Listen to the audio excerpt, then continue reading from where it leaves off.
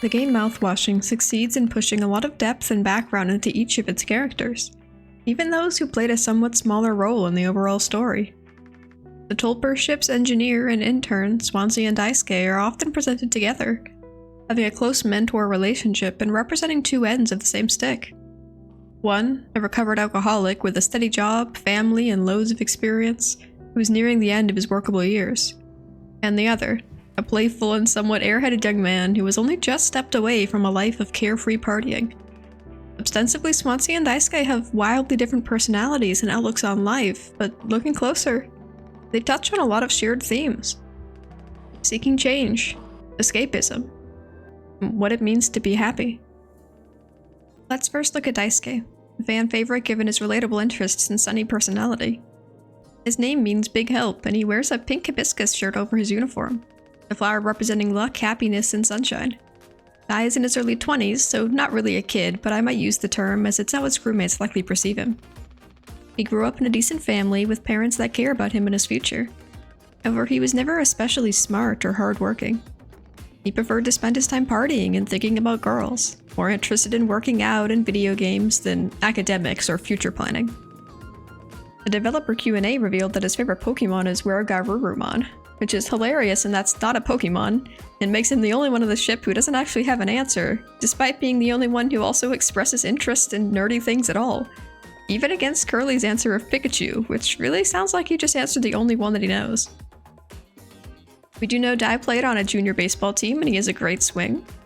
He also enjoys doodling, having several drawings sprawled about his engineering book notes, as well as the fact that he's drawn Yimpy, the post-it note pinned in the med bay, which he made of Jimmy. The fact that Anya keeps it hung up probably means they shared enjoyment in making fun of him a bit, and perhaps it just Dai didn't love Jimmy too much. Daisuke also really enjoys game nights on the ship, and is said to be weirdly lucky at them. Throughout the game, we get to see his playful and naive nature shine. He uses terms like "youch" after having been saved from the emergency foam, teases on how they'll be on TV once they're rescued and that's gonna be great for the ladies, and even steals a few packets of sugar from the ship's kitchen. Daisuke doesn't react very negatively when called dumb or useless by Swansea, his mentor. At the same time, he is eager to be helpful, trying to fix the broken ventilation shaft himself and being very willing to reputedly take stock of the kitchen after the crash, when Swansea tells him it's a very important job. Dai is the most easily influenced by the others, but also has the most positive outlook after the crash, hoping the locked storage may have some parts they could use to fix the ship, and not expressing any particular concern that they won't be saved, at least for the first few months. However, as the youngest and only intern on the ship, Dai still stands as an odd one out. Captain Curly mentions that he was a late addition, explaining why the ship only has 4 cryostasis pods, rather than the 5 needed for everyone in case of emergency. That ignored safety issue really goes to show how much the company cares for its employees. The earliest hint we have that everything might not be as it seems is when interacting with Anya after her psych evaluation with Captain Curly. She points out that Daisuke described his experience thus far as awesome, super cool, like totally awesome, like really awesome. His over-enthusiasm concerns even Anya, coming off as artificial and forced. Why does he feel the need to emphasize how happy he is? Who was he trying to convince? Developer Q&A explains that Daisuke never wanted to be on the ship, and that his parents pushed him into it hoping the strict environment would give him more goals in life. Daisuke was terrified and sad when he first joined, but eventually decided to put on a brave face, wanting to make his parents proud. Daisuke's evaluation response shows that even with Anya, who he might have felt the least stressed with given they were not directly in power over one another, and they had some shared interests like in games and drawing, Daisuke was still pushing himself to be okay.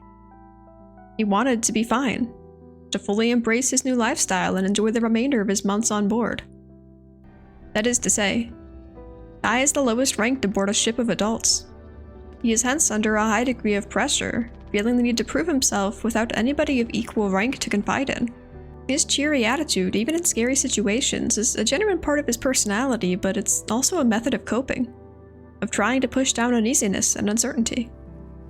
Swansea likely was both a contributor to his anxieties as well as a support beam. While he was very critical and quick to admonish, Swansea also clearly knew his stuff and was putting genuine effort into teaching Dai the ropes. This results in Daisuke's strong respect for his skills and desire to rely on him in stressful situations. Hence, The two developed a somewhat father-son relationship. A puppy imprinted on a grouchy old hunting dog, if you will. Swansea, who has a family off the ship, likely felt some parental protection over Dai, while Dai felt most comfortable following clear orders from someone above him who seemed to know exactly what they were doing.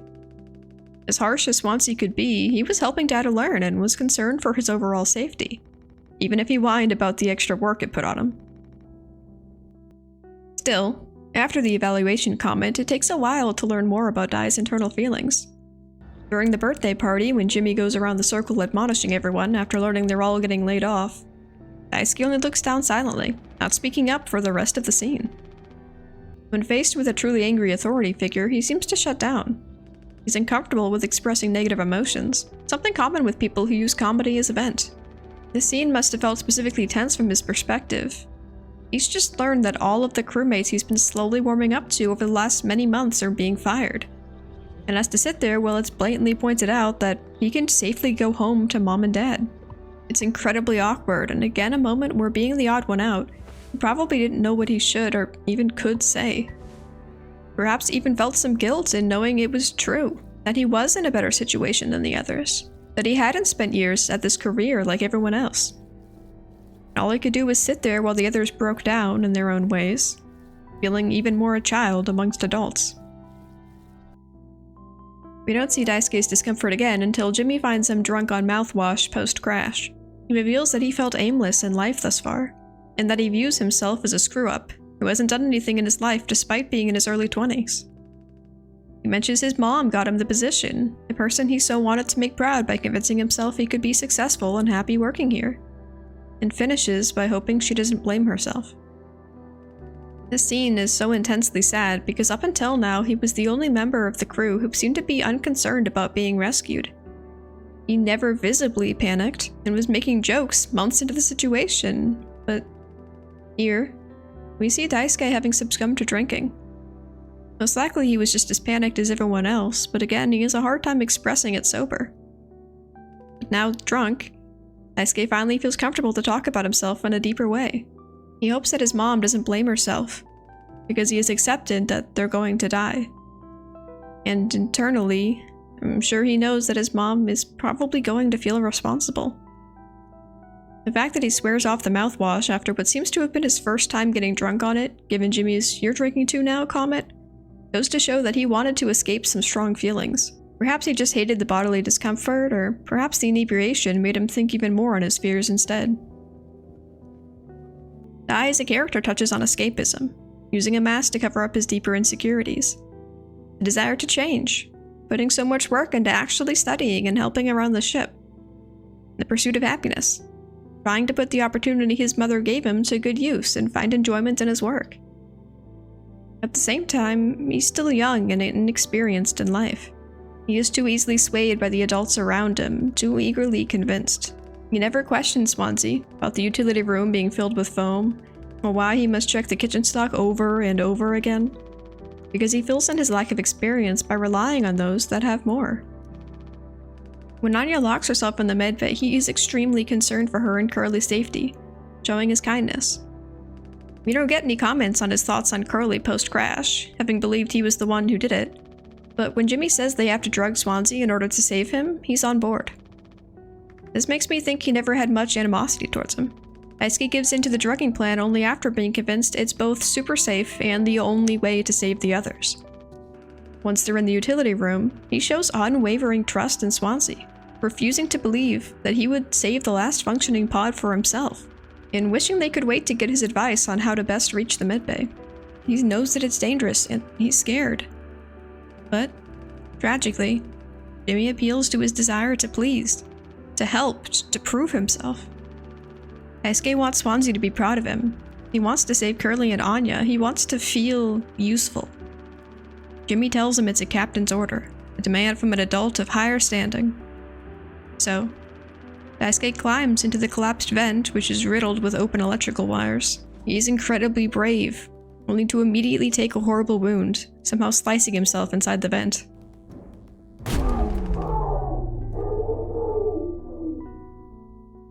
The worst part is how this pain scream only lasts a few seconds, and then he's immediately back on the move.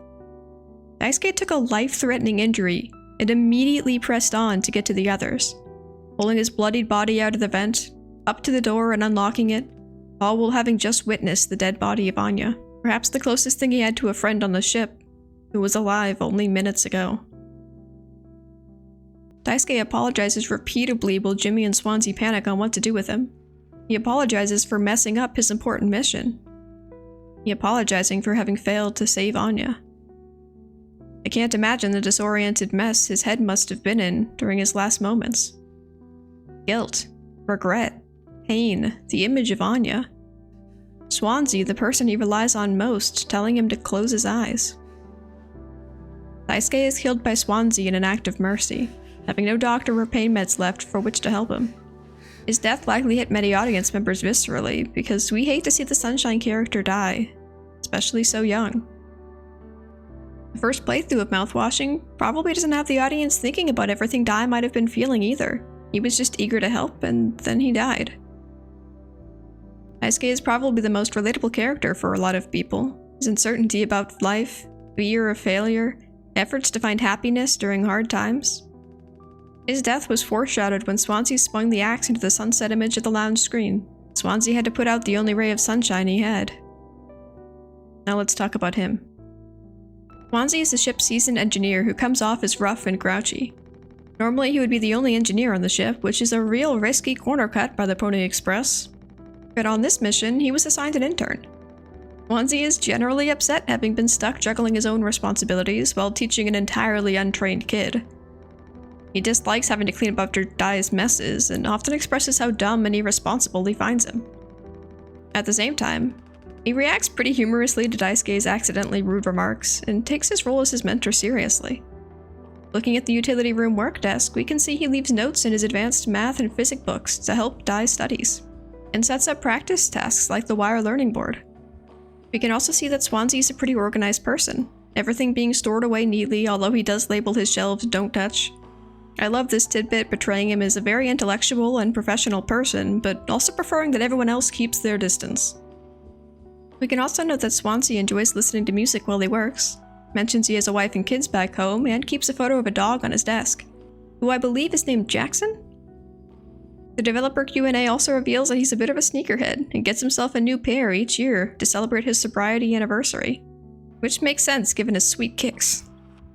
This is both a fun character point as well as expresses the pride he feels in successfully being sober for so long. He remembers the date that he decided to quit, and he actively celebrates it. Despite his cynical attitude and pragmatic acceptance of bad situations, Swansea actually has the biggest sense of humor on the ship. Daisuke uses a lot of silly lingo, but Swansea is constantly tossing out lines for his own enjoyment. He's got a natural wit, which, similar to Dai's silly jokes, he uses as a reaction to negative emotions. He has a decent relationship with the crew pre-crash. He respects Curly as captain, but seems more neutral to Jimmy. He is notably the only person who calls him by a stupid nickname, Jimbo, which shows he's not intimidated by him in the least. Swansea seems to have a bit of a soft spot for Anya. When she reveals his love for the company birthday cake to Jimmy, he kinda gives just a little humph of protest, but doesn't really get mad at her. On that note, Swansea definitely has a big sweet tooth. I mentioned he's already cleared out the entire snack bar machine even though they're only halfway through their mission, and later on we see he uses the axe to break into the other food machine. When Curly reveals that they're being fired at the birthday party, Swansea is entirely unsurprised. He acknowledges how unsuccessful and uncaring the company is towards its employees, having worked for them long enough to be entirely void of support or loyalty. I initially assumed Swansea immediately accepted that they were all gonna die after the ship crashed, given his pragmatic acceptance of shitty situations. But his resistance to open up the storage area and fear of getting docked pay shows that he had some hope that they would be rescued. Though, even before that, he's already guarding the utility room, forbidding everyone from entering, saying it's dangerously full of emergency foam. So he had already decided to keep the fact that only one cryostasis pod is functioning to himself, standing very authoritatively with his hands resting supernaturally on either side of his stomach. Clearly he was on the fence about the whole situation. That is, until they open up storage and find purely mouthwash. This moment portrays the utter ridiculousness of the situation. 5 people were giving over a year of their lives just to tow shitty mouthwash through space, and now they were gonna die from it? This wasn't just a reveal about this trip either. if they were never allowed to access the merch on their missions, that means Swansea is seeing that all the many, many years of time he spent away from his family, working on cheap ships for an unappreciative company, were probably all for equally insignificant things. What a slap to the face. What a moment to fuck my life. Swansea notes the alcohol content of the mouthwash and immediately breaks his long-lasting sobriety streak by drinking some. Because at this point, I feel he's entirely lost his value in life. What was it all for? All his hard work learning the craft? The efforts to break out of the cycle of inebriation? All to rot floating in space because his captain decided to go crazy? From here on out, Swansea is nearly always seen drunk, choosing to escape the stupidity of their situation by delving back into alcoholism. Whatever Swansea was thinking about doing with the pod before, whether he had a plan or was just hiding it to avoid fights from starting up, I believe that he's now decided it's not going to be for him. Swansea follows his indulgences with a father-son moment with Daisuke, asking if anyone's ever taught him how to drink like a man. He's being a bad influence here, of course, as they all know that it's dangerous. But this further pushes that he's coping with his acceptance of death by throwing caution and morals to the wind. The next time we find Swansea sober, he's having a late-night discussion with Anya. Swansea may have been telling her about the one remaining pod and his intentions to give it to Daisuke, the person he feels a sense of responsibility over. Or it could be where Anya informed Swansea that Jimmy had been sexually assaulting her and had gotten her pregnant. He does not act on this knowledge in the coming months, but at this point the crew has begun sleeping in one large room, so the chances of Jimmy acting against Anya again are pretty slim. And even if he did, Swansea has been keeping a tight grip on the axe. When Jimmy interrupts and admonishes Anya for crying, Swansea pointedly states, "Oh, I'm keeping it together." Being a pragmatic person, he likely recommended they just ride out the situation until the possible rescue arrives. There being no point in getting into a fight and possibly having anyone get injured now, when they could simply wait to hand Jimmy over later, or just all die anyway, of course. Swansea is sober for this very serious discussion and is trying to keep the situation at large together by consoling Anya while not triggering Jimmy. He keeps that axe on him at all times, up until he hears Anya's idea to cut out the extra painkillers from the hallway foam. His willingness to pass it over likely came from both A, his even more drunken state at this point, having lost all hope of savior, and B, the fact that he heard Anya herself request it. Before passing it off, though, he further comments on the idea of responsibility, the close-up of his face suggesting he's implying something deeper. Likely the fact that Jimmy is running around the ship claiming to be fixing everything while not actually doing anything. He has shrugged away all responsibility for assaulting Anya. Perhaps at this point, he has even begun to suspect Jimmy was the one who crashed the ship.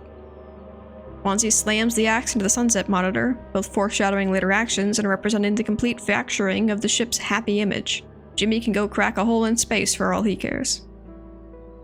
I love the fact that Swansea doesn't play into the romanticized hero idea, where he bursts into rage and immediately confronts and possibly fights Jimmy upon learning of the assault. I've seen a lot of fans say that if he had known, he would have gone full Papa Bear. But he did know, and he didn't. Sure, he cares about Anya, but there's a lot more factors at play. Certainly his opinion of Jimmy hits rock bottom at that point, but Swansea's still just trying to get through each day. He acts based on his own opinion of what's best, even if it's not heroic, and continues to get drunk every day. Swansea is stuck in a shit scenario and has no intentions to spend the rest of his time on constant high alert. We see Swansea again after Anya locks herself in the medical bay. He refuses to let Daisuke and Jimmy into the utility room even despite the situation. Both to continue hiding the pod from Jimmy, but also because he respects Anya's freedom to make a choice. You might say that a truly kind person would have given up on the pod if it meant protecting her and Curly from harm. She can make her own decisions. Plus, had Swansea already discussed the pods with Anya during the nighttime chat, then he could be acknowledging that this was her answer to who should get it. Before drinking the spiked cocktail, Swansea takes another jab at Jimmy, pointing out his disqualifications as a captain, again showing that he's the only one on board willing to openly be critical of him. He then rags on Dai again, calling him an idiot who should never have been let on board, before hinting at his own pains. He says every trip makes you an uglier, meaner person, and that the experience a person gains in the industry only serves to ruin them. He is, of course, mourning his own progression in life, while also suggesting Daisuke should not follow in his footsteps. This touches on the concept of older generations feeling some amount of spite for people younger than them. They haven't been tainted by the negativities of life and the horrible systems that haven't been fixed even despite all these years. Some people handle regrets in life in one of two ways. Attempts to use the new generation to relive the past, having kids and mourning their own maturity by watching those kids have day-to-day excitement and their ability to find joy even in the most basic situations. Or, they push their insecurities onto the youth, wishing they'd experience all the same struggles and pain that they had, so that it feels like those struggles mattered. Like they were integral somehow to making them who they are today, to making them a strong person. Swansea doesn't want Dai to be worn down by life, as he had, but he also can't help but insult his naivety and upbeat attitude. There's a lot of confliction. May we never go to hell, but always be on our way. A lifestyle that only embraces the next easiest path to a dopamine hit. Why bother with all the crap in life, with hard work, or caring about society's opinion of you, or doing the right thing? It's so much easier to not think about the future. And yet, there he was, guarding the only hope for safety. I originally thought Swansea's keys had a dead goose on them, but it was pointed out that it's actually a swan, both ironic to his name and signifying an animal that is deeply protective of its young, even to the point of killing them in the interests of others surviving. The little note on the swan says, "Where are my keys?" I'm not sure if that's meant to suggest he had more than one on there at some point and somebody stole them, or that he lost his whole ring one day and a crew member returned it with a swan keychain, to both joke about his name and make them easier to find in the future. That definitely feels like something Dai would do, but this being his first trip, he couldn't have just randomly brought a swan tour on board. Anyhow, Swansea wakes up to find Daisuke bleeding profusely from a stab wound sustained inside the vent. He is as sober as he can be, furiously trying to find medicine or disinfectant to help him, but eventually coming to a new conclusion. Dai was going to slowly die in agony, in no state to survive even inside the cryopod. Swansea calls out to him, telling him that he can calm down, offering a last bit of support. Daisuke wasn't some genius or super efficient worker, but he was young and bright. He had prospects for the future, a positivity about life, and most of all, he was kind. Swansea laments that he could have learned a lot from him, how to find happiness in life without feeling the need to grind for it. He tells Dai to close his eyes, because he doesn't want his last thought to be fear. As Swansea swings the axe down on Daisuke's face, just as he had the sunrise earlier. The following sequence of events is not super clear, seemingly illogical and disjointed from the perspective of Jimmy, who is going super insane. Swansea seems to let Jimmy walk away, fully giving up on living and not even wanting the pod now that Dai can't use it. Jimmy goes to get the gun, then sees Swansea come sprinting towards him with the axe. There is a scene where Swansea breaks through the cockpit door, still chasing Jimmy, and I've just realized that every time I've played the game, I actually had the code to unlock the game case written down, so I never had to try to walk away without it. As a result, the whole cockpit scene seemed kind of confusing to me because I didn't know how the fight could have gotten all the way over there if Jimmy already had a gun. But I just realized that perhaps the player was supposed to think they had to go back to the cockpit with the captain scanner to get the number. In that case, the possible events make more sense. Jimmy runs away via the ventilation shaft, making it to the cockpit and gets the code to unlock the case, where Swansea breaks through. Jimmy then uses the rope to subdue Swansea and tie him up in the utility room. Some people point out that Swansea had 2 bullet holes in his face, so we know that Jimmy shot him twice, even if we only see one after Swansea's monologue. Perhaps then Jimmy's mind made up the whole chase to vilify him killing him, afraid of retaliation for what he did to Dai, and the second shot simply signifies that he wasn't just killing to protect himself. Jimmy wanted to be certain that Swansea was dead. The whole room having 4 functioning cryopods, perhaps signaling that Jimmy considered the murder to be an act of heroism. One related to saving everyone, like the pods were meant to. But aside from that detour, Swansea gives a very impactful monologue before his death. He tells of his life, while a montage of major events flashes behind them. He was a hopeless youth, living day to day drunk and rolling through filth. Up until he saw a vision of his own death abandoned in some dirty ditch. Filled with fear and the desire for better, he turned his life around. Got a job, a wife, kids. He followed the prescribed steps to success, worked hard, fought his addictions, pushed to give his kids a better life. But even as he achieved everything that makes a good life, they never actually brought him joy. He pushed on chasing an expectation, an ideal of how happy he could be, of how worth living life would become. But the landmarks never felt as good as he had expected. He avoided his fears of falling right back down to where he started by always pursuing the next best thing. But there he was, worn down by years of labor, unable to strip enjoyment out of his monotonous days, having just put an end to the embodiment of how he wanted to feel. Swansea laments that the days he spent drunk out of his mind, his only care in the world being where his next bottle was, were the best days of his life. When things were ugly and cruel, how much easier it would have been to live fast and young. He sees himself for what he is, a depressed old man weighed down by spite towards life, towards society for making him think working would bring him happiness, towards himself for not being able to build something that felt worth it in the end. Swansea wishes he could have saved Daisuke, and gives his last fuck you to Jimmy's deranged hero act.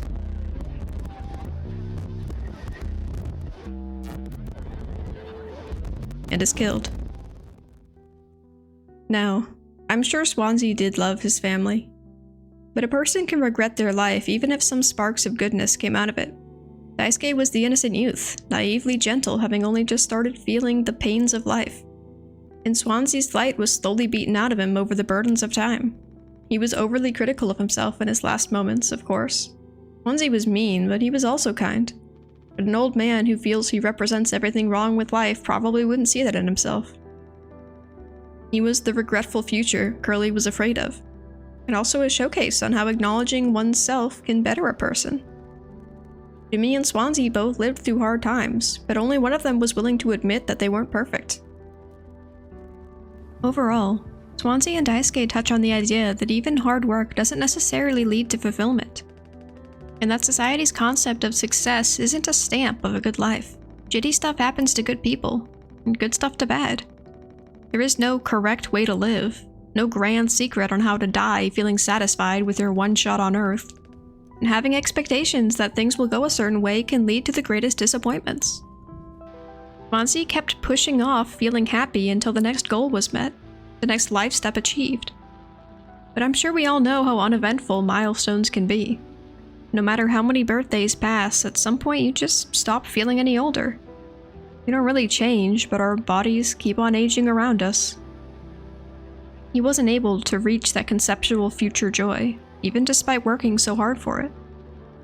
So, Swansea wanted to enjoy simply being drunk again, which is gritty and rough, but still applies to the concept of finding joy in the present. Good food, a cool breeze, laughing at a silly situation. Daisuke was able to appreciate those things, but society had already imbued in him a deep dread of the future, of failing, of being a reject. And those feelings are what push us to grind out accomplishments. He was just starting out on his path to becoming Swansea. I take away from the pair the importance of the present, of looking at it, embracing it. After all, in a world where so much is out of our control, where your death could happen alone in a ditch or delivering copious amounts of mouthwash on the flip of a coin, you might as well laugh a little bit before you get there.